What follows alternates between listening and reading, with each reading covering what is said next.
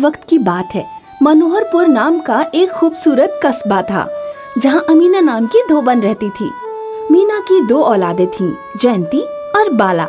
जयंती, साबुन खत्म हो गया है, हकीम साहब की दुकान से एक कपड़े धोने वाले साबुन की टिक्की ले आ।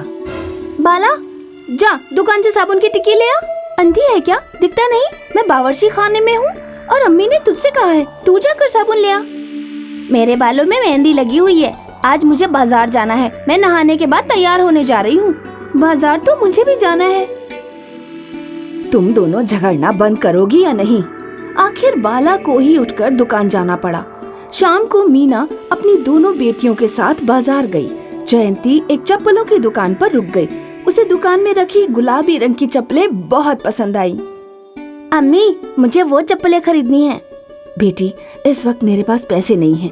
तुम 1 महीने का इंतजार करो, दिवाली आने वाली है, बहुत सारे कपड़े धोने को मिलेंगे, फिर अगले महीने मैं तुम्हें चप्पलें दिला दूंगी।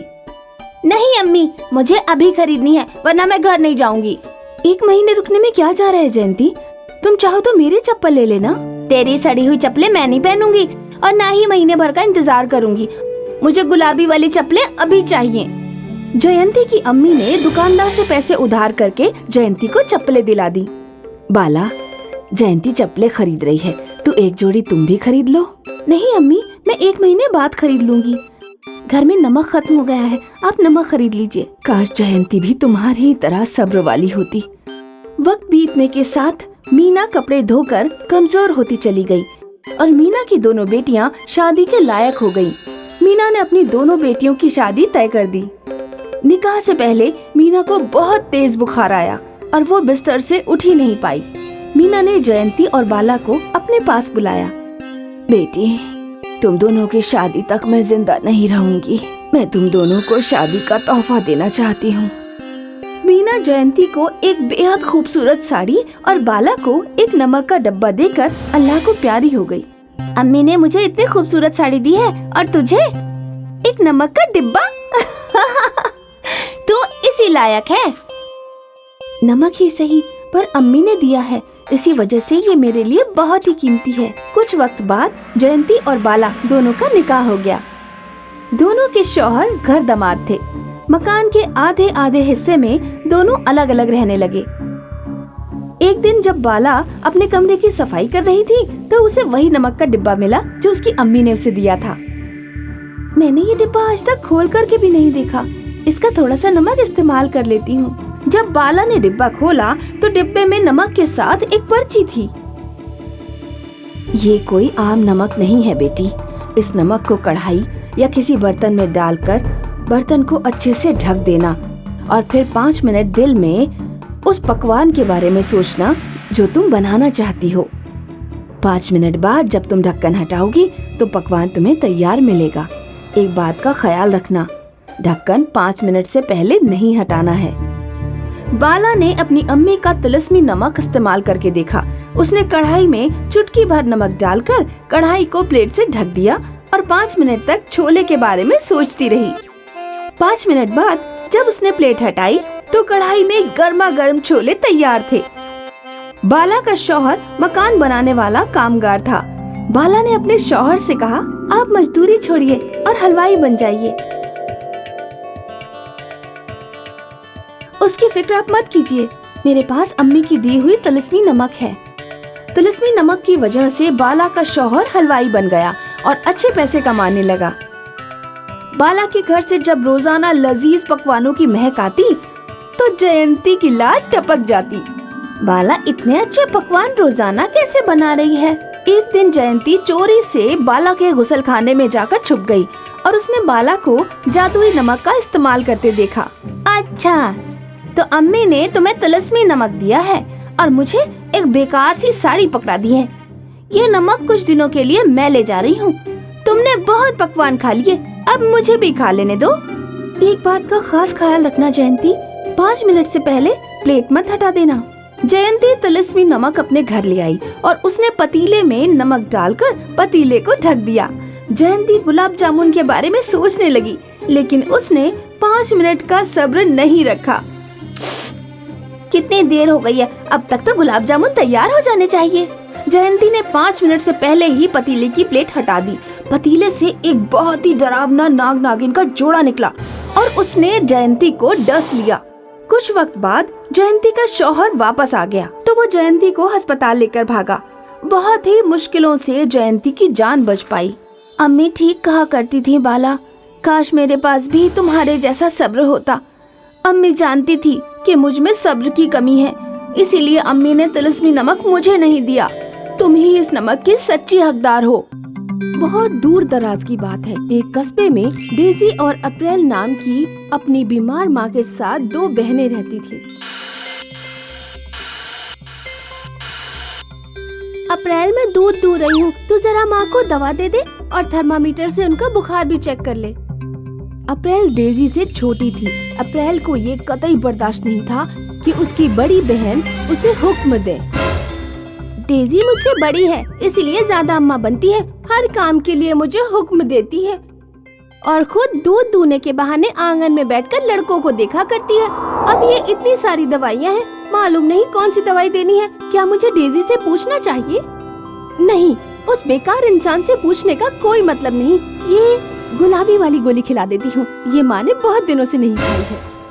अप्रैल अपनी माँ को अनजाने में गलत दवा खिला देती है। गलत दवा खाने की वजह से माँ की तबीयत और नासाज हो जाती है।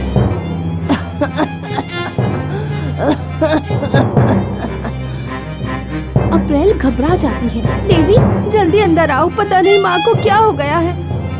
क्या हुआ? मैंने माँ को ये दवा खिलाई थी, फिर पता नहीं माँ को क्या हो गया। अरे अरे, तुमने ये क्या किया? माँ को गलत दवा खिला दी है तुमने। मैंने जानबूझ के नहीं किया है। रो मत मेरी बच्चियों, शायद मेरी किस्मत में आज का दिन ही आखिरी दिन है। वैसे भी मैं अपनी इस बीमारी से निजात पाना चाहती हूँ। मरने से पहले मैं तुम लोगों को कुछ देना चाहती हूँ। माँ डेजी और अप्रैल को एक संदूक निकाल कर देती है और मर जाती है।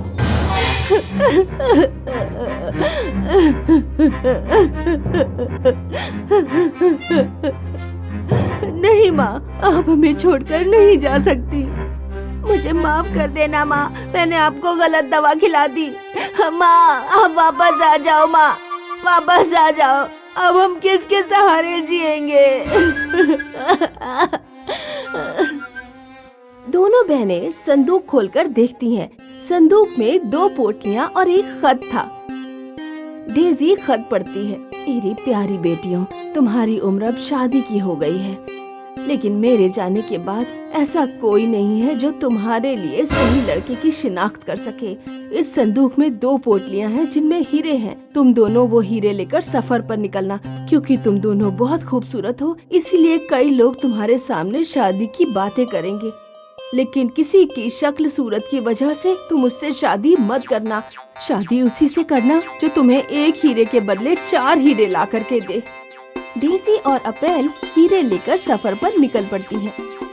जब वो सफर पे कुछ दूर पहुंची तो एक लड़का डेजी के करीब आकर बोला, हे खूबसूरत लड़की, मेरा नाम सुंदर है, क्या तुम मुझसे निकाह करोगी? डेजी अपनी पोटली से एक हीरा निकाल कर देती है और कहती है, अगर तुम इस हीरे के दमखम पर 4 और हीरे लेकर इस पते पर लौट आए तो मैं तुमसे शादी के लिए तैयार हो जाऊंगी। ठीक है, मैं पूरी कोशिश करूँगा। वो कुछ दूर सफर पर और चलते हैं तो एक घुड़सवार अप्रैल के पास आता है। ए हुस्न की मलिका, तुम्हारी खूबसूरती ने मुझे दिलनशी कर दिया है, क्या तुम मुझसे निकाह करोगी? हाँ कर सकती हूँ, मगर एक शर्त है, मैं तुम्हें एक हीरा दूंगी। इसके बदले में तुम्हें 4 हीरे ला करके देने होंगे। जब 4 हीरे हो जाएंगे तो ये मेरे घर का पता है, यहाँ पर आ जाना। अप्रैल और डेजी की पोटली में 4 हीरे थे। वो सफर में आगे बढ़ते गए और शादी की दावत देने वाले लड़कों को अपनी पोटलियों में से एक हीरा तकसीम करते गए। जब उनकी पोटली के सारे हीरे खत्म हो गए तो वो दोनों घर लौट आए। तीसरे नंबर पर जो लड़का मिला था ना, वो बहुत ही खूबसूरत था। अच्छा होता कि मैंने उसी से शादी के लिए हामी भर दी होती। ये हीरो के चक्कर में हम किस मुसीबत में मुब्तला हो गए। सब्र करो अप्रैल, सब्र करो। हमें अपनी माँ पर एतबार करना चाहिए। उन्होंने जो भी किया है हमारे हक के लिए बेहतर ही होगा। 6 महीने गुजर जाते हैं, लेकिन डेजी और अप्रैल के पास कोई भी लड़का लौटकर नहीं आता। ऐसे हम कब तक मुंतजिर रहेंगे? इस तरह तो हमारी शादी की उम्र ही निकल जाएगी। इतने अच्छे खूबसूरत लड़के मिले थे, मगर माँ की मंसूबाबंदी की वजह से सब हाथ से निकल गए। लड़के तो गए ही गए और हीरे भी चले गए। तुम परेशान मत हो अप्रैल, माँ ने तुम्हारे और मेरे लिए अच्छा ही तसव्वुर किया होगा। अगर अगले 6 महीनों में कोई भी लड़का नहीं आता तो तुम चाहो तो शादी कर सकती हो। कुछ दिनों बाद पीटर नाम का एक लड़का लौट आया जिसने डेजी को पसंद किया था। मैंने एक हीरे के दम पर 4 हीरे की कमाई कर ली है। डेजी की शादी हो जाती है।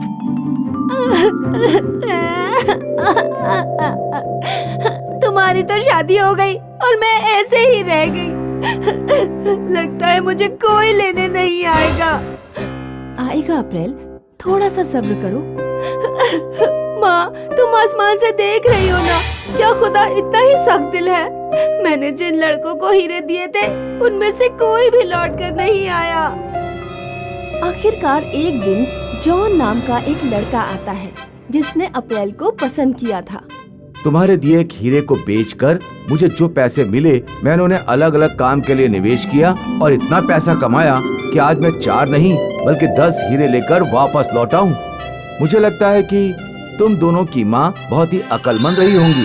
वो मुमताज की कुव्वत को जानती होंगी। इस तरह अप्रैल की भी शादी हो जाती है। देखा मेरी प्यारी छोटी बहन, माँ की अक्लमंदी की वजह से आज हमें इतने होशियार शौहर मिले हैं और हमारे हीरे भी वापस मिल गए। ठीक कहा, आज मुझे एहसास हुआ कि सब्र का फल बहुत मीठा होता है।